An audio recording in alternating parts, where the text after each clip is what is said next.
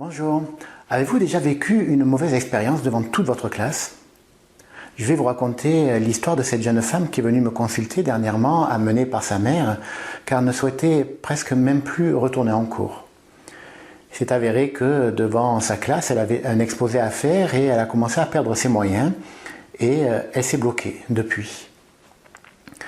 Lorsqu'on s'est rencontrés, donc on a pu travailler sur cet événement-là et on est allé rechercher aussi dans son histoire quelque chose qui aurait pu enclencher tout ça.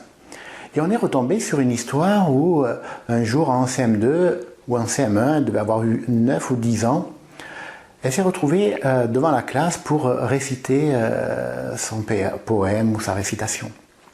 Alors, elle avait bien travaillé à l'école, mais pourtant elle était stressée, comme bien souvent. Et malheureusement, ce qu'elle craignait est arrivé. Elle a commencé à perdre ses moyens et elle ne trouvait plus ses mots. Elle a commencé donc à observer les camarades qui commençaient à se moquer, jusqu'à ce que même le prof là, de l'époque est allé dans ses propos la dévaloriser. Donc elle a été impactée par tout ça. Le souci en plus, c'est que lorsqu'elle est rentrée à l'école et qu'elle a exprimé là cette mauvaise expérience, elle s'est faite encore plus punir par ses parents, alors qu'ils savaient très bien qu'elle avait bien travaillé cette récitation.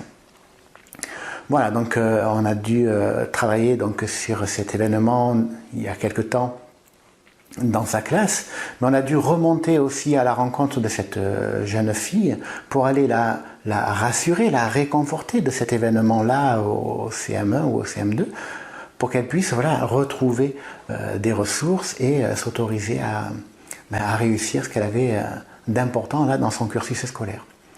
Voilà, donc si vous, dans votre expérience, vous avez été touché dans une expérience négative dans votre cursus scolaire, peut-être que ça sera intéressant de faire un peu du nettoyage, du tri, garder ce qui est bon pour vous, mais libérer un événement traumatisant.